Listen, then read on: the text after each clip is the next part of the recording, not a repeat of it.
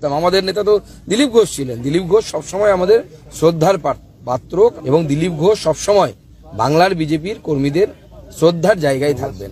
খেলা একেবারে জমে ক্ষীর। কেন বলছি? দিলীপ ফিরছে বঙ্গ বিজেপির ফোর ফ্রন্টে শ্রমিক ভট্টাচার্যের নেতৃত্বে গঠিত বঙ্গ বিজেপির নতুন কোর কমিটিতে এবং বঙ্গ বিজেপির পুরনো পার্টি অফিস 6 নম্বর মুরলীধর সেন লেন, যেখানে কোনো এক অদৃশ্য অঙ্গুলি হিরানে দিলীপ ঘোষের প্রবেশের ওপর নিষেধাজ্ঞা জারি হয়েছিল, সেই 6 নম্বর মুরলীধর সেন লেনের দিলীপ ঘোষের ঘর আবার তিনি ফিরে পাচ্ছেন।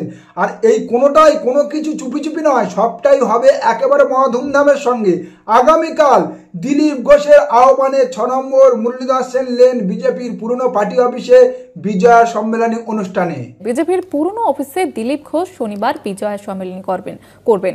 এই অফিসে এতদিন ঢুকতে দেওয়া হতো না দিলীপ ঘোষকে, এমনকি দিলীপ ঘোষের ঘরও ভেঙে দেওয়া হয়েছিল। শ্রমিক ভট্টাচার্য সভাপতি হয়ে উদ্যোগ নেয় বরফ গলার জন্য।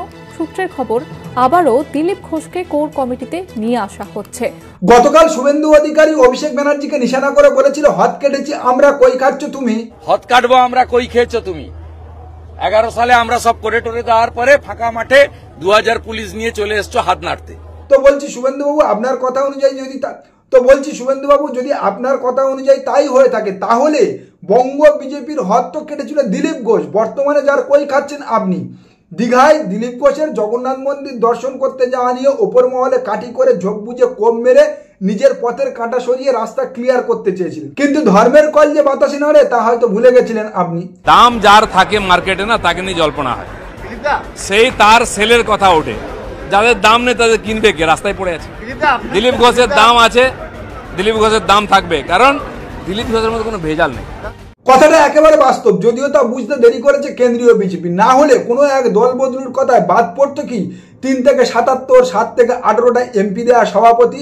যদিও এ বিষয়ে কেন্দ্রীয় বিজেপির খুব একটা দোষ দিয়ে লাভ নেই, কারণ বাংলা দখলের নেশায় বুধ হয়ে 2021 সালের পর থেকে কেন্দ্রীয় বিজেপি গোবর যা পেয়েছে তাই মাথায় মেখেছে, কিন্তু যাকে মণিমুক্ত বলে তারা মাথায় তুলে রাখলো, মাথায় তুলে নাচলো, পরবর্তীকালে তার ল্যাজ উঁচু করে দেখলো না, সে দলে আসার পর থেকে বর্তমানে বঙ্গ বিজেপির বাস্তব অবস্থাটা কি? জবে থেকে এই এলিমেন্টটা বিজেপিতে গেছে, একটা নির্বাচনও বিজেপি জেতেনি। 2020-তে উপনির্বাচন হেরেছে, 2021-এ বিধানসভা হেরেছে, 2022-এর পুরসভা হেরেছে, 2023-এর পঞ্চায়েত হেরেছে, 2024-এর লোকসভা হেরেছে, 2025-এর উপনির্বাচন হেরেছে। গত 1 বছরে 11টা উপনির্বাচন হয়েছে বাংলায়, 11-0 তৃণমূলের পক্ষে হয়েছে, 11টাতেই বিজেপি হেরেছে।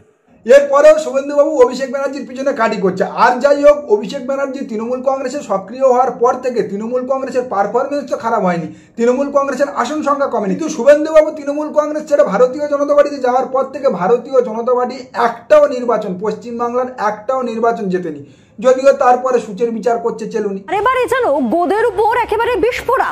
এসআইআর এর কাজে এমনিতেই ঘাটতি রয়েছে বিএলওদের, তারই মধ্যে আরো এক বিপত্তি, অনেক বিএলওরই আবার নাম নেই 2002-এর ভোটার তালিকায়।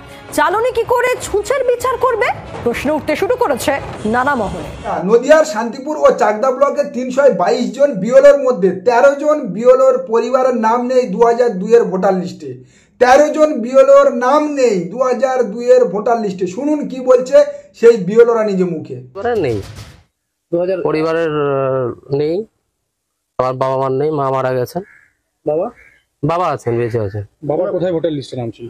বাবার ভোটার লিস্টে নাম ছিল না, পরে আর কি হয়েছে, কিন্তু 2002-এ ভোটার লিস্টে নাম নেই। বাবার ভোটার লিস্টের নাম কবে উঠেছে সেটা দেখতাম আমরা এক্স্যাক্টলি। আপনাদের জ্ঞাতার্থে আরো একটু জানিয়ে রাখি, এই কীর্তিমান বাবাজি কিন্তু ভারতীয় জনতা পার্টির মনোনীত বিএলও। ভারতীয় জনতা পার্টি মনোনীত আরো একজন কীর্তিমান বিএলওর ভোটার লিস্টের নাম তোলার নতুন উপায় আবিষ্কার করেছে। শুনুন কিভাবে তিনি 2002 সালে তার পরিবারের নাম না থাকার পরেও ভোটার লিস্টে নাম তুলেছে, তা নিজে মুখে শোনাচ্ছে। শুনুন আপনারাও একটু। বাবা মার নাম তো ভোটার লিস্টে 2002 সালে নেই। হ্যাঁ, না থাকতেও পারে, কিন্তু পরিবারের তো নাম থাকলে তো হবে। যে এনুমারেশন ফর্মটা দেওয়া আছে ওখানে তো গার্জেন অবলিক লিগাল গার্জেনের অপশন আছে, মানে ফাদার্স নেম বা লিগাল গার্জেন। আপনার দাদার নাম কি 2000 সালে আছে লিস্টে? আমার তো তখন বয়স হয়নি। দাদার নাম ছিল? হ্যাঁ। না, কিন্তু বাবা মার সাথে আপনার কোনো রিলেশনই নেই। কাকে লোকাল গার্জিয়ান কাকে বললেন? ভোটের লিস্টে ফর্ম তোলা মানে নাম তোলার জন্য ওখানে কিন্তু পরিবারের অন্যান্যদের নাম সেই অপশনটাও থাকে। তা অন্যান্যদের রিলেশন অনুযায়ী আমার নাম উঠেছে। আর এরা কেউ মুসলমান বা সংখ্যালঘু নয়। শুভেন্দু বাবুর ভাষায় ওপার বাংলা থেকে আসা শরণার্থী। বাংলাদেশি অনুপ্রবেশকারী মুসলমানদের ভোটে কেন বাংলায় এমএলএ নির্বাচিত হবে, কেন এমপি নির্বাচিত হবে, কেন মুখ্যমন্ত্রী নির্বাচিত হবে বলে শুভেন্দুবাবু গলার শিরা ফাটাচ্ছে। তাহলে বাংলাদেশি অনুপ্রবেশকারী বিএলওদের কাছে আমরা আমাদের নাগরিকত্বের প্রমাণ দেখাবো কোন দুঃখে? এসআইআর আবহে চাঞ্চল্যকর ছবি। হাবড়ার 169 নম্বর বুথে এবার আজব কাণ্ড। 2002-এর ভোটার তালিকায় অধিকাংশ বাসিন্দারই নাম নেই। হাবড়ার মালিপাড়া শিশু শিক্ষা কেন্দ্র এলাকার ঘটনা। ভোটার তালিকায় নাম না থাকায় চিন্তায় পড়ে গিয়েছেন গ্রামের বাসিন্দারা। গতকাল আমরা আমাদের প্রতিবেদনে আপনাদের জানিয়েছিলাম অশোকনগরের 159 নম্বর বুথে একটাও ভোটারের নাম নেই। 159 নম্বর বুথের ভোটার তালিকায় একটাও ভোটার নেই। হ্যাঁ, নির্বাচন কমিশন 2002 সালের যে ভোটার লিস্ট ভোটার তালিকা প্রকাশ করেছে তাদের ওয়েবসাইটে, সেখানে দেখা যাচ্ছে। আর আজকের গোটা পশ্চিমবাংলা থেকে, পশ্চিমবাংলার দিকে দিকে থেকে সেই একই চিত্র উঠে আসছে। কিন্তু সেই সমস্ত জায়গায় বাদ পড়া ভোটারদের নাম রয়েছে 2002 সালের ভোটার লিস্টের হার্ড কপিতে। নির্বাচন কমিশন যাদেরকে বিএলও নির্বাচন করছে তাদের পরিবারের নাম নেই 2002-এর ভোটার লিস্টে। এবং 2002 সালের যে ভোটার লিস্ট নির্বাচন কমিশন তাদের ওয়েবসাইটে প্রকাশ করেছে তাতে অর্ধেক ভোটার গায়েব হয়ে গিয়েছে, কিন্তু যাদের নাম রয়েছে পুরনো ভোটার লিস্টে। আর তারপরেও নির্বাচন কমিশনার জ্ঞানেশ কুমারের বাবার ভোটার আইডি আর স্বরাষ্ট্রমন্ত্রী অমিত শাহর বাবার জন্ম সার্টিফিকেট চাওয়াটা খুব ভীষণ অন্যায় হচ্ছে। যখন ইচ্ছা যাকে ইচ্ছা আমি বাংলাদেশি ঘোষণা করে দেবো, যাকে ইচ্ছা আমি রোহিঙ্গা ঘোষণা করে দেবো। জ্ঞানেশ কুমারের বাবার নাম আছে ভোটার লিস্টে, ডকুমেন্ট দেখাতে পারবে? অমিত শাহর বাবার জন্মের সার্টিফিকেট দেখাতে পারবে? প্রধানমন্ত্রী থেকে শুরু করে ক্যাবিনেটে যারা মন্ত্রী রয়েছে, স্বাস্থ্যমন্ত্রী, প্রতিরক্ষা মন্ত্রী, শিক্ষামন্ত্রী, অর্থমন্ত্রী, রেলমন্ত্রী, তার বাবার ঠাকুরদার জন্মের সার্টিফিকেট দেখাতে পারবে? বিজেপির কেন্দ্রীয় স্বরাষ্ট্র প্রতিমন্ত্রী নিশীথ প্রামাণিক কবে ভারতে এসেছে? 2002 সালের কোন ভোটার লিস্টে নিশীথ প্রামাণিকের বাবার নাম রয়েছে? ওপারের নেইমুদ্দিন এপারে এসে নিশীথ প্রামাণিক হয়েছে। আর সেই নিশীথ প্রামাণিককে আপনারা টিকিট দিয়ে নির্বাচিত করে তাকে স্বরাষ্ট্র প্রতিমন্ত্রীর মতো পদে বসিয়েছেন। কোনো সমস্যা নেই। শেখ হাসিনাকে গত 1 বছরেরও বেশি দিল্লিতে এনে জামাই যত্নে রেখেছেন, কোনো অন্যায় নেই। অন্যায় আর সমস্যা কেবল পশ্চিমবাংলায় বসবাসকারী বাংলাভাষী মুসলমানে। আগে দেখিয়েছি, আপনাদেরকে আরো একবার দেখাচ্ছি। এই নিশীথ প্রামাণিক ভারতের স্বরাষ্ট্র প্রতিমন্ত্রী হওয়ার পর তার বাংলাদেশের প্রতিবেশীরা, আমার ভাস্তা ছোট ভাইয়ের ছেলে নিশীথ প্রামাণিক, সে ভারতে প্রতিমন্ত্রীর দায়িত্ব পাওয়া, এটা আমাদের আনন্দের বিষয় এবং এলাকার আনন্দ বিষয়, আমাদের গাইবান্ধা জেলার আনন্দের বিষয়। কনিষ্ঠ ভাই, সে আমার থেকে 10 বছরের ছোট। সে তার বয়স বর্তমান 34+। সে এত একটা কম বয়সী ছেলে, সে ভারতের মতো কেন্দ্রীয় সরকারের কেন্দ্রীয় স্বরাষ্ট্র প্রতিমন্ত্রী তো লাভ করছে। এর জন্যে আমরা আনন্দ প্রকাশ করতে পারতেছি না যে এতই আমরা আনন্দিত এবং আমাদের এলাকাবাসী সবাই আনন্দিত। আর শুভেন্দুবাবু গোটা পশ্চিমবাংলা জুড়ে গলার শিরা ফুলিয়ে বড় বড় ডায়লগ দিয়ে বেড়াচ্ছে। ভোটার লিস্টে এসআইআর এর পর মুসলমান অনুপ্রবেশকারী ভোটার থাকবে না, মৃত ভোটার থাকবে না। তা বলি মশাই, তাহলে এই জ্যান্ত বাংলাদেশি অনুপ্রবেশকারী মুসলমানটার কি উপায় হবে? কি উপায় করবেন আপনারা? আর আপনি মৃত ভোটারের কথা বলছেন মশাই, মৃত ভোটারের কথা ছাড়ুন। আপনাদের জ্ঞানী জ্ঞানেশ কুমার 2025 সালে যে ভোটার লিস্ট প্রকাশ করেছে সেখানে 2002 সালে নাম থাকার পরেও 2024 সালে লোকসভা নির্বাচনে ভোট দেওয়ার পরেও জ্যান্ত মানুষকে মেরে দিয়েছে। আমি 3-4 দিন আগে আমাদের পাড়ার একজন আছে দেখে বলল তোমার 25-এ নাম নাই। নাম আমার ছিল ভোটে 24-এ।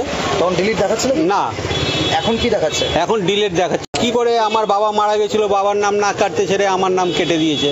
এই ভদ্রলোকের নাম শ্যামল দাস, পেশায় একজন ভ্যান চালক, মালদার চাঁচলের বাসিন্দা ভ্যান চালক শ্যামল দাস। তিনি দিব্যি সুস্থ জ্যান্ত ঘুরে বেড়াচ্ছে, কিন্তু আমাদের জ্ঞানী জ্ঞানেশ কুমার তাকে মৃত ডিক্লেয়ার করে দিয়েছে।